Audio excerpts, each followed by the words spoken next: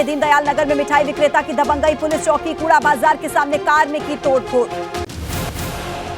बलरामपुर में पूर्व चेयरमैन फिरोज पप्पू की गला रेत कर हत्या करने के आरोप में गिरफ्तार पूर्व सांसद रिजवान जहीर के दामाद की संपत्ति को प्रशासन ने किया जब्त। 4,75,96,000 रुपए की जमीन को जब्त किया। अमेठी में बैंक मैनेजर के हाथों से 1 लाख रुपए अज्ञात व्यक्ति लेकर हुआ फरार। घटना की सूचना मिलते पुलिस और सीओ पहुंचे। पीड़ित की शिकायत पर मुकदमा दर्ज। कन्नौज में जिला अस्पताल के आवासीय कैंपस में चोरी, लाखों रुपए के सामान पर चोरों ने किया हाथ साफ। मथुरा में पुलिस और एसओजी की टीम ने 15,000 के इनामी बदमाश को किया गिरफ्तार। मुठभेड़ में बदमाश कान्हा उर्फ रोहित चौधरी पुलिस की फायरिंग में घायल। मथुरा में कार सवार चोरों ने 2 अलग अलग थाना क्षेत्रों में चोरी की वारदात को दिया अंजाम। 2 कारों को बनाया निशाना। कौशाम्बी में इनकम टैक्स अधिकारी पूर्व प्रधान के घर लाखों की चोरी। दोनों घरों से करीब 55 लाख के जेवर और 50,000 नकदी की साथ। मथुरा की छाता तहसील के लेखपाल का रिश्वत लेते वीडियो वायरल। दाखिल खारिज करने के नाम पर ली लाखों रुपए की रिश्वत।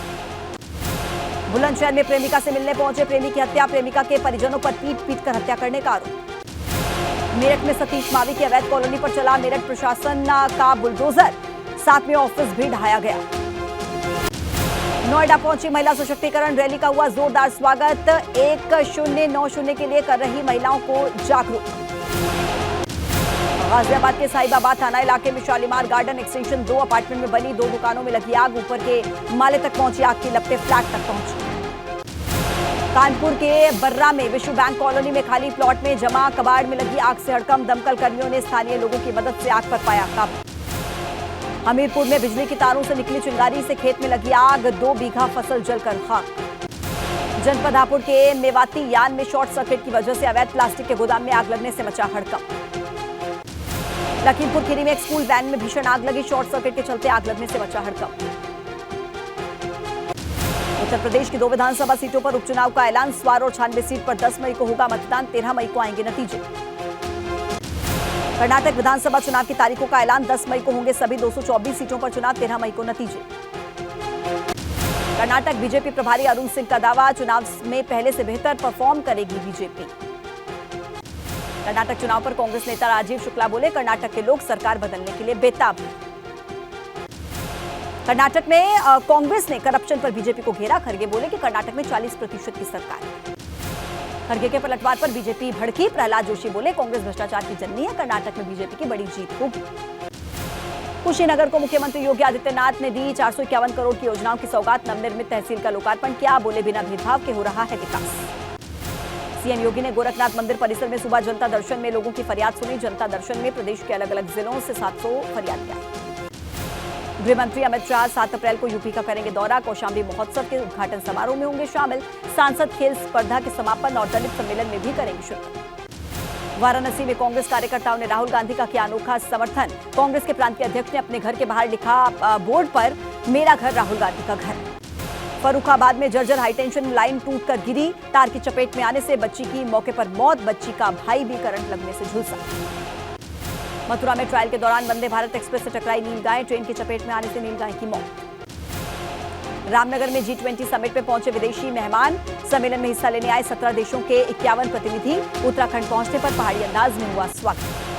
चारधाम यात्रा के लिए सरकार का बड़ा फैसला। स्थानीय लोगों को नहीं पड़ेगी पंजीकरण कराने की जरूरत। सीएम पुष्कर सिंह धामी ने शासन को दिए निर्देश। हल्द्वानी में दृष्टि बाधित बच्चों के बीच पहुंचे मुख्यमंत्री पुष्कर सिंह धामी। दृष्टि बाधित कन्याओं का किया पूजन। कहा कि हल्द्वानी शहर को स्मार्ट शहर के रूप में हम करेंगे विकसित।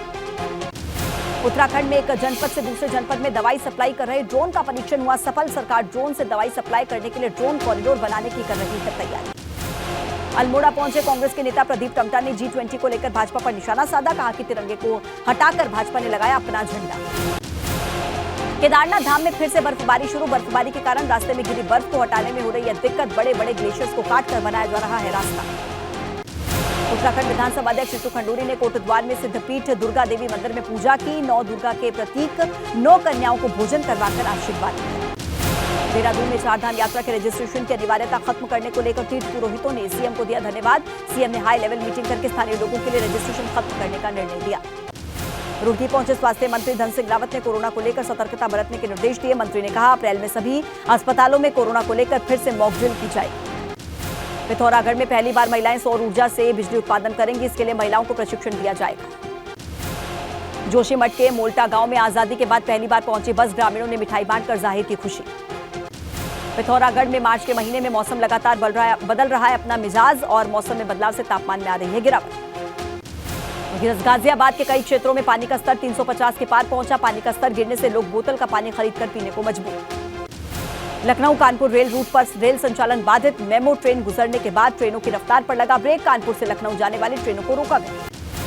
इटावा में बारात घर में बनाई जा रही पानी की टंकी का लोगों ने विरोध किया। जिलाधिकारी के सामने रखी मांग। लोगों ने कहा टंकी बनने से शादी समारोह कार्यक्रम में होगी दिक्कत। अलीगढ़ मुस्लिम विश्वविद्यालय के आरएम हॉल के कमरे में छात्र ने लहराया हथियार, मौके से हथियार बरामद। अमृतपाल को लेकर सिद्धार्थनगर की सुरक्षा एजेंसियां अलर्ट। इंडो नेपाल बॉर्डर पर अमृतपाल के लगाए गए पोस्टर्स। हमीरपुर में डिप्टी सीएम ब्रजेश पाठक ने अस्पताल का निरीक्षण किया। आयुष्मान कार्ड काउंटर का भी जायजा लिया। कहा कि केंद्र और प्रदेश की योजनाओं का धरातल पर लाना मकसद। लखनऊ में गोमती रिवर फ्रंट पर 2 दिवसीय मिलेट मेले की शुरुआत। मेले में किया गया मुशायरे का आयोजन। जिलाधिकारी सूर्यपाल गंगवार ने मुशायरे में सुनाई अपनी शायरी। गाजियाबाद के सीकरी खुर्द देवी के महामाया मंदिर में उमड़ा जन सैलाब। भीड़ के दौरान महिलाएं और युवतियां बेहोश, दम घुटने से मंदिर परिसर में एक शख्स की मौत। वाराणसी के महाशमशान मणिकर्णिका घाट पर नगर वधुओं ने जलती चिताओं के बीच किया नृत्य। बाबा मसान नाथ के दरबार में हाजिरी लगाकर अगले जन्म में नगर वधु न बनने के लिए वरदान भी मांगा। यूपी में एनटीपीसी ने पहला फ्लोरिंग सोलर प्लांट बनाकर तालाब के पानी के ऊपर से बनाकर कीर्तिमान स्थापित किया। इससे पहले केरल और आंध्र प्रदेश में था प्लांट। चंदौली में दुर्गा माता के मंदिर में लगा भक्तों का तांता। माता के कीर्तन भजन करके आरती में शामिल हुए भक्त। आजम के बेटे अब्दुल्ला को सुप्रीम कोर्ट से बड़ा झटका। निलंबित विधायक की दोष सिद्धि पर नहीं लगेगी। अतीक के खिलाफ सजा देने वाले जज दिनेश चंद्र की सुरक्षा बढ़ी। अब जज के साथ 24 घंटे तैनात रहेंगे सरकारी कर्मी। बुंदेलखंड एक्सप्रेसवे पर करीब 12:30 बजे रुका अतीक का काफिला। मीडिया कर्मियों ने अतीक से किए ताबड़तोड़ सवाल। अतीक ने कहा सजा के खिलाफ हाईकोर्ट में करेंगे अपील। उमेश पाल अपहरण केस में मिली सजा पर बोला अतीक का फर्जी अपहरण था, मुझे झूठे मुकदमे में फंसाया गया। देर रात करीब 1:30 बजे बरेली जेल पहुंचा अतीक का भाई अशरफ। सीतापुर शाहजहांपुर के रास्ते कड़ी सुरक्षा के बीच बरेली लाया गया। बरेली जेल पहुंचे अशरफ ने खुद की जान को बताया खतरा का। एक बड़े अधिकारी से मिली है जान से मारने की धमकी। 2 हफ्ते के बाद बहाने से जेल से निकालकर मारने की धमकी दी।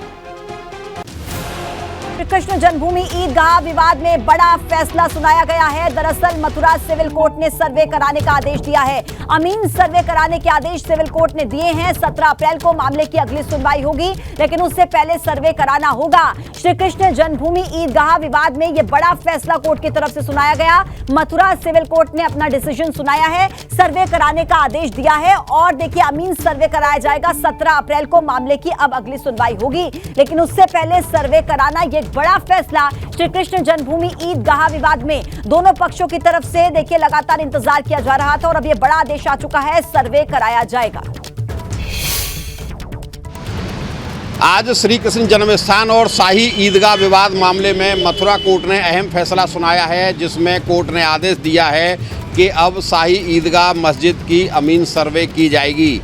इस आदेश के अनुसार अमीन शाही ईदगाह मस्जिद परिसर में जाकर वहां का सर्वे करेगा और वहां पर जो चिन्ह मिलेंगे, जो सबूत मिलेंगे, जो भी यथास्थिति है वहां के बारे में कोर्ट को अवगत कराएगा। यह जो आदेश हुआ है यह हिंदू सेना द्वारा जो वाद दाखिल किया गया था उस पर हुआ है और आज इस पर एक अहम फैसला यहां मथुरा कोर्ट में सुनाया गया है। दिल्ली में निर्वाचन आयोग ने उत्तर प्रदेश की स्वार और 96 विधानसभा सीटों पर उपचुनाव का कार्यक्रम घोषित कर दिया है। यूपी के रामपुर की स्वार और मिर्जापुर की 96 सीट पर 10 मई को उपचुनाव के लिए वोट डाले जाएंगे। स्वार यूपीएसी 34, 395 Channabe in UP. The polling will take place on 10th of 5 in single phase and day of counting would be 13th of May. UP में होने वाले उपचुनाव का नोटिफिकेशन 13 अप्रैल को जारी होगा, जिसमें नामांकन का आखिरी दिन 20 अप्रैल है। 21 अप्रैल को नामांकन पत्र की जांच होगी। 24 अप्रैल तक नाम वापसी होगी। उपचुनाव में सबसे महत्वपूर्ण तारीख 10 मई है। इस दिन मतदान होना है और 13 मई को नतीजे घोषित होंगे। इस संबंध में बुधवार को आयोग ने अधिसूचना जारी कर दी है। अब्दुल्ला आजम को एमपी एमएलए कोर्ट से सजा मिलने के बाद स्वार सीट खाली हुई है, तो मिर्जापुर की 96 विधानसभा सीट अपना दल एस के विधायक राहुल प्रकाश कोल के निधन के कारण खाली हुई है। उपचुनाव के ऐलान के साथ ही भाजपा ने दोनों सीटों पर अपने गठबंधन के साथ जोरदार तरीके से लड़ने का ऐलान कर दिया है। हम लोग चुनाव में पूरी तैयारी के साथ, भाजपा पूरी मजबूती के साथ चुनाव लड़ेगी। चुनाव की घोषणा होने के बाद रामपुर से भाजपा विधायक आकाश सक्सेना ने रामपुर की स्वार विधानसभा सीट पर भाजपा की जीत तय बताई है। अगर देखा जाए जब से चुनाव शुरू हुए हैं तब से 6 बार भारतीय जनता पार्टी यहाँ चुनाव जीत चुकी है और ये भी चुनाव भारतीय जनता पार्टी चुनाव जीतने जा रही है। सीएम योगी की अध्यक्षता में आज कैबिनेट की अहम बैठक हुई। इसमें 22 अहम प्रस्तावों को मंजूरी मिल गई है। मुख्यमंत्री योगी आदित्यनाथ की अगुवाई में बुधवार शाम कैबिनेट की अहम बैठक हुई। इसमें ओबीसी आरक्षण संशोधन विधेयक को मंजूरी दे दी गई। नगर निकाय चुनाव में पिछड़ा वर्ग आरक्षण को लेकर यह बदलाव किया गया। योगी सरकार की कैबिनेट बैठक में मुहर लगने के बाद निर्वाचन आयोग अगले 48 घंटे में अधिसूचना जारी कर सकता है। विकास के लिए हमारी सरकार का संकल्प है। अध्यादेश कैबिनेट ने पास कर दिया है। कैबिनेट की बैठक में जिन 22 प्रस्तावों को मंजूरी दी गई है, इसमें ग्रीन कॉरिडोर बनाने का प्रस्ताव शामिल है। साथ ही बुंदेलखंड में 4000 मेगावाट का सोलर पार्क लगाया जाएगा। इस प्रकार जो हम इसमें ऑप्टिकल फाइबर करने में जो हम इन्वेस्टमेंट करेंगे वो पूरा का पूरा एक तरह से सरकार को वापस आ जाएगा। भारत सरकार ने नेशनल अर्बन डेवलपमेंट मिशन की शुरुआत की है, जो अब राज्य सरकार भी अडॉप्ट करेंगे। उसी को लेकर प्रस्ताव पास किया गया, जिसके तहत अर्बन क्षेत्र में स्टेट अर्बन डेवलपमेंट मिशन की स्थापना और उसके नवीनीकरण की मंजूरी मिली है। यूपी बीजेपी की नई टीम बनने के बाद बुधवार को पहली बड़ी बैठक हुई, जिसमें निकाय चुनाव को लेकर भाजपा की नई टीम ने नई रणनीति पर मंथन किया। दरअसल यूपी बीजेपी ने कुछ दिनों पहले ही अपनी नई कार्यकारिणी का गठन किया, जिसमें कई नेताओं को बड़ी जिम्मेदारी सौंपी गई। प्रदेश बीजेपी की टीम के सभी 45 पदाधिकारी और 6 क्षेत्रीय अध्यक्ष बैठक में शामिल हुए।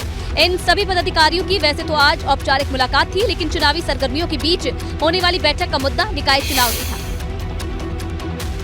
और भारतीय जनता पार्टी की सरकार के जो काम है नगर निकायों के माध्यम से हम लोगों ने किए हैं नगर, उनकी सबकी चर्चा हम लोग करेंगे और बहुत प्रभावशाली तरीके से भारतीय जनता पार्टी चुनाव में जाएगी। और मुझे विश्वास है कि इस बार बड़ी संख्या में नगर निकाय चुनाव में भाजपा को सफलता मिलेगी। दरअसल सुप्रीम कोर्ट से निकाय चुनाव को हरी झंडी मिलने के बाद सियासी पार्टियां चुनाव की तैयारी में जुट गई हैं।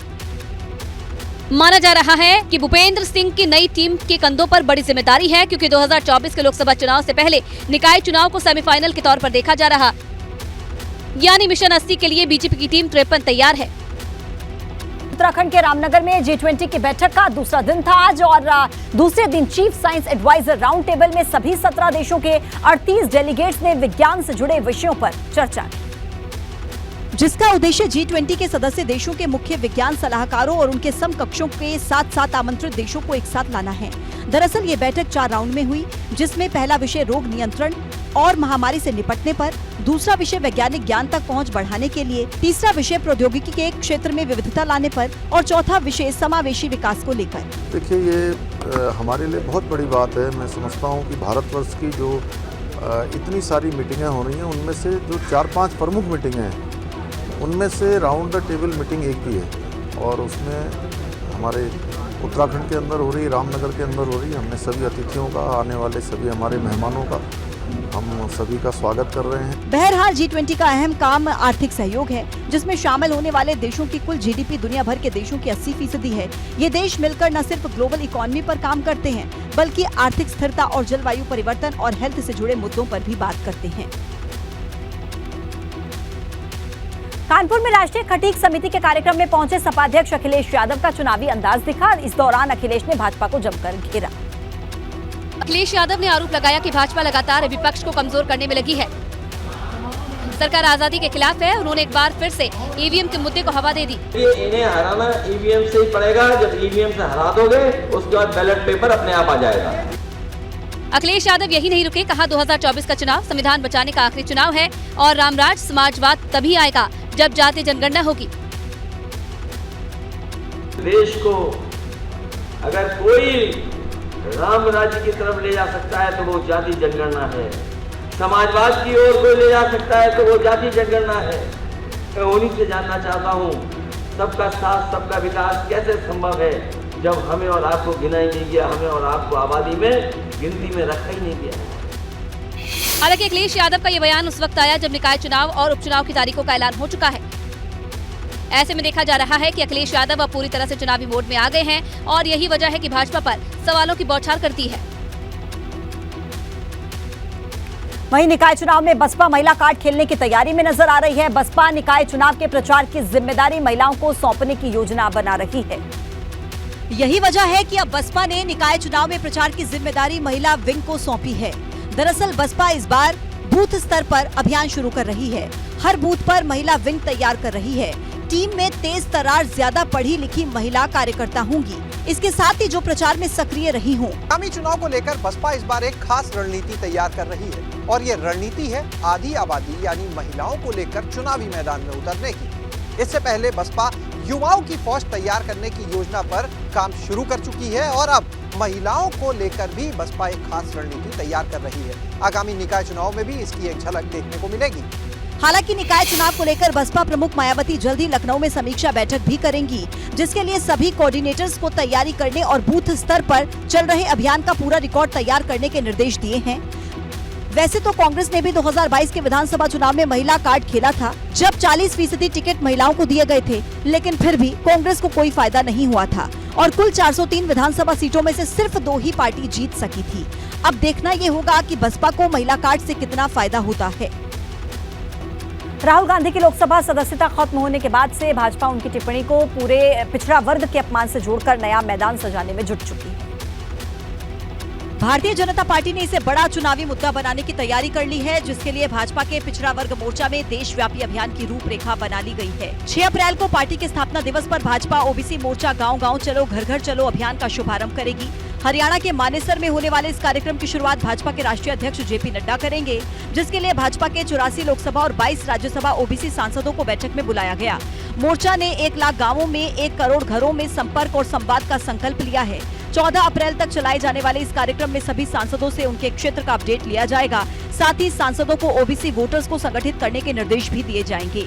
एबीपी गंगा से बात करते हुए प्रतापगढ़ से भाजपा सांसद और भाजपा के ओबीसी मोर्चा के नेशनल जनरल सेक्रेटरी संगम लाल गुप्ता ने भाजपा के पूरे कार्यक्रम के बारे में बताया। बैठक का मेन उद्देश्य यही है कि उनके क्षेत्र में ओबीसी और माइक्रो ओबीसी की चर्चा होगी और उनको क्या समस्याएं आ रही हैं जमीनी स्तर पर, तो उसका फीडबैक भी लेंगे।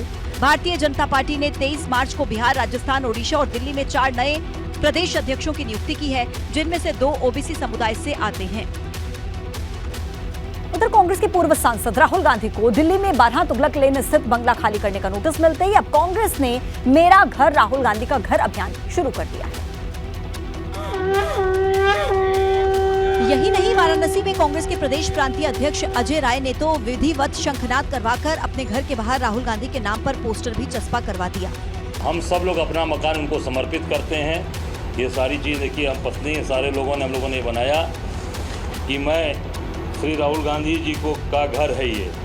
उधर कांग्रेस के इस अभियान पर अब भाजपा ने भी चुटकी ली है। राहुल गांधी बहुत बड़े परिवार से आते हैं, लेकिन उनकी सोच बहुत छोटी। लगातार कांग्रेस के लोग, कांग्रेस के नेता देश के प्रधानमंत्री जी के बारे में अनावश्यक बयानबाजी, बहुत चुभने वाले बयान, जिस प्रकार से लांछित करने वाले वहाँ। दरअसल राहुल गांधी के लोकसभा से अयोग्य घोषित होने के बाद अब लोकसभा आवास समिति ने सरकार की ओर से आवंटित बंगला खाली करने का नोटिस दिया है। नोटिस के मुताबिक राहुल को 22 अप्रैल तक बंगला खाली करना होगा।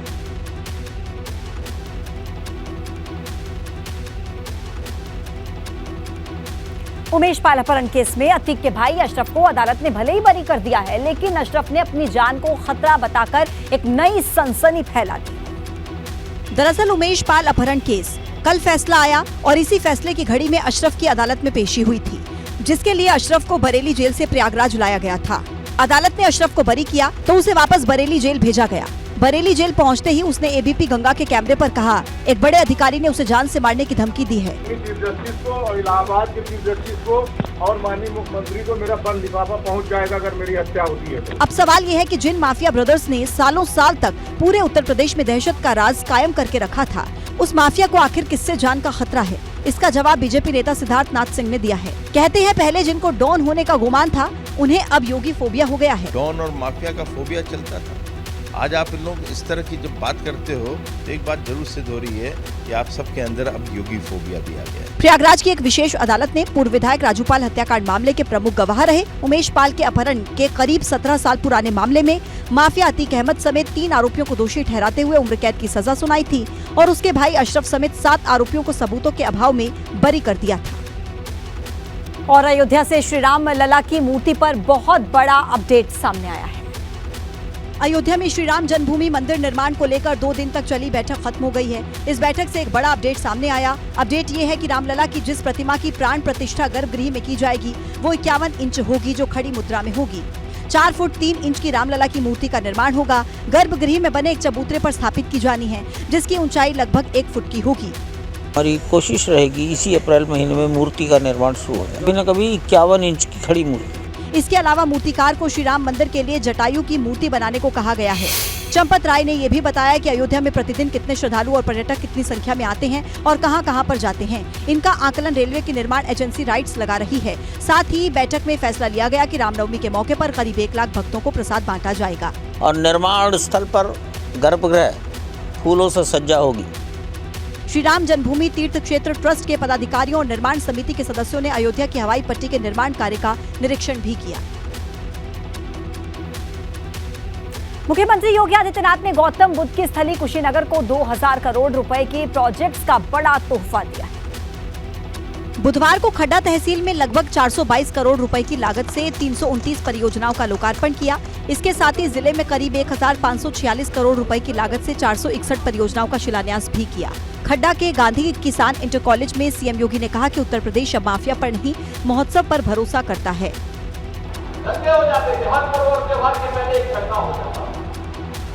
शासन पर्व और त्योहारों को बैन कर देता था, लेकिन आज पर्व और त्योहार बड़े उत्साह के साथ, मन के साथ मनाए जा रहे हैं। सीएम योगी इससे पहले भी कुशीनगर को इंटरनेशनल एयरपोर्ट और मेडिकल कॉलेज का गिफ्ट दे चुके हैं।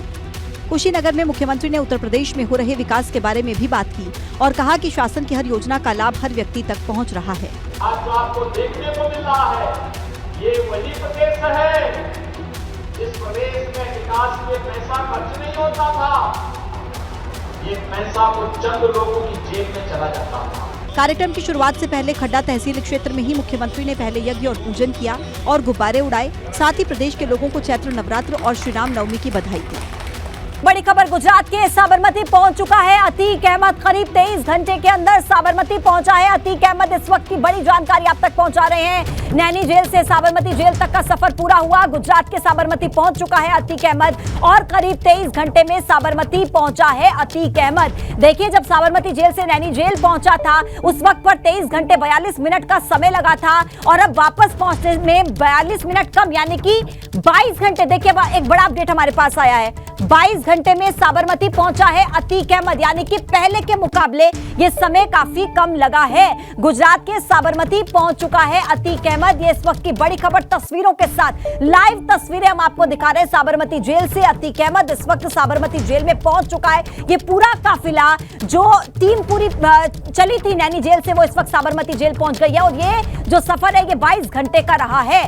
देखिए, जब साबरमती जेल से नैनी जेल पहुंचा था तो सफर था 23 घंटे 42 मिनट का और अब यह सफर रहा है 22 घंटे का, यानी कि पहले के मुकाबले समय कम लगा है। 1 घंटा 42 मिनट कम लगा है इस बार, क्योंकि तजुर्बा भी था। पहले साबरमती जेल से नैनी जेल पहुंच चुका था और अब करीब 23 घंटे का समय बताया जा रहा है जब साबरमती पहुंचा है अतीक अहमद। कल ही प्रयागराज की नैनी जेल से अतीक को लेकर गई थी पुलिस और अब साबरमती जेल पहुंच चुका है।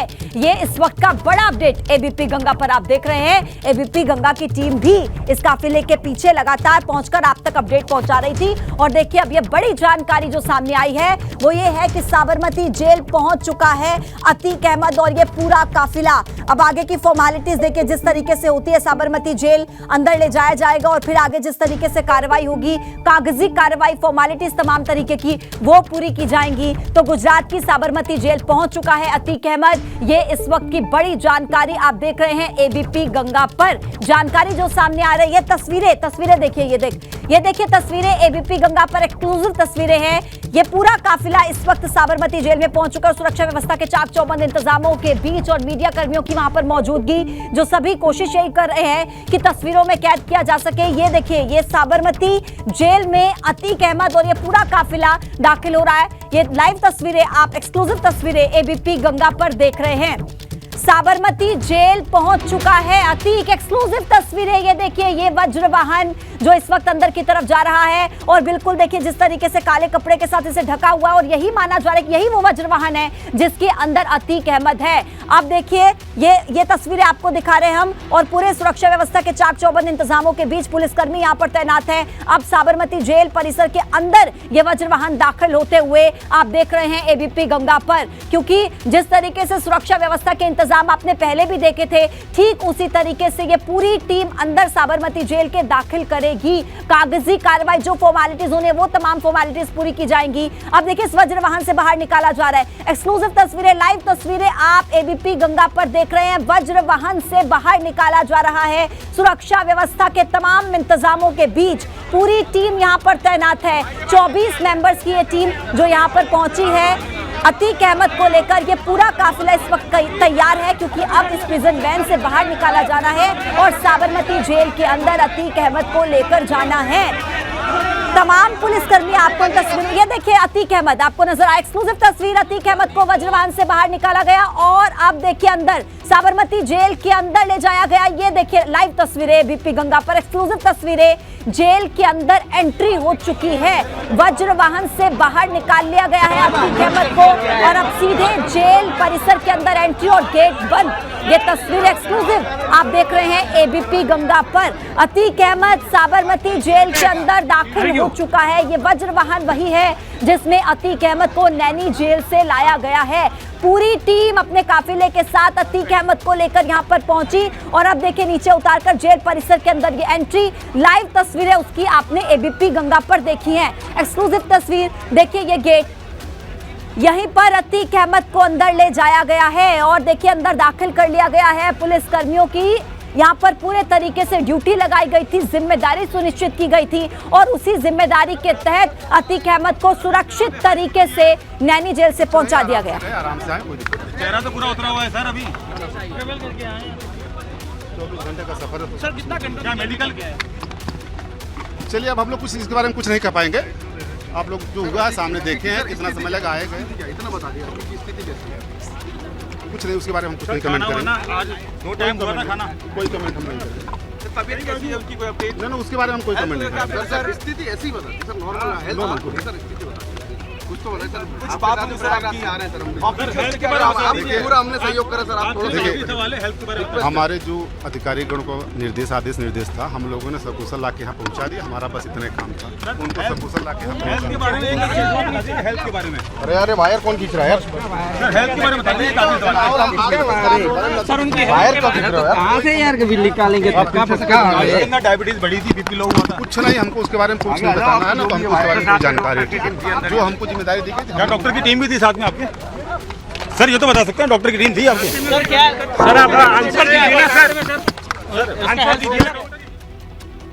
23 घंटे का ये सफर और निश्चित तौर पर लंबा सफर था तो थकान भरा ये सफर जरूर रहा होगा। आप साबरमती जेल से लाइव ये तस्वीरें देख रहे हैं जहां पर मीडिया कर्मियों की मौजूदगी के बीच देखिए आपने सभी कैमरे थे इस वक्त इसी वज्र वाहन पर जिससे नैनी जेल से साबरमती जेल तक अतीक अहमद को पहुंचाया गया। सुरक्षित तरीके से दाखिल करा दिया गया है, लेकिन लंबा सफर चूंकि 23 घंटे लगे नैनी जेल से साबरमती जेल पहुंचने में, तो जायज है कि थकान भरा ये सफर जरूर रहा होगा। और ऐसे में जो पूरी टीम लेकर पहुंची है उनके चेहरों पर भी थोड़ी थकावट आपको जरूर इन तस्वीरों में नजर आई होगी। ये देखिए अब ये वज्र वाहन, ये एक्सक्लूसिव तस्वीरें एबीपी गंगा पर आप देख रहे हैं आगे की तरफ बढ़ता हुआ और नैनी जेल से साबरमती जेल तक का ये सफर हुआ पूरा और साबरमती जेल के अंदर सुरक्षित तरीके से पहुंचा दिया गया, दाखिल हो चुका है अतीक अहमद। अब आगे की कार्रवाई होगी, जो कागजी कार्रवाई होती है, जो फॉर्मेलिटीज होती हैं, उन्हें पूरा किया जाएगा। यही वो वज्र वाहन है जो आप इन तस्वीरों में देख रहे हैं जिसके जरिए अतीक अहमद को पहुंचाया गया है साबरमती जेल। इसी वज्र वाहन के अंदर अतीक अहमद की मौजूदगी थी। लंबा सफर था, 23 घंटे का सफर था और पूरे 23 घंटे के अंदर अतीक अहमद को साबरमती जेल में इस काफिले ने पहुंचाया। 24 मेंबर्स की ये टीम थी और देखिए जिस तरीके से सुरक्षित तरीके से पूरी जिम्मेदारी के साथ इस ऑपरेशन को सफल किया गया है और एबीपी गंगा की टीम ने भी आपको पल पल का अपडेट दिया जब साबरमती जेल से नैनी जेल पहुंचाया गया और नैनी जेल से साबरमती जेल तक का ये पूरा सफर आपने एबीपी गंगा पर लाइव देखा है।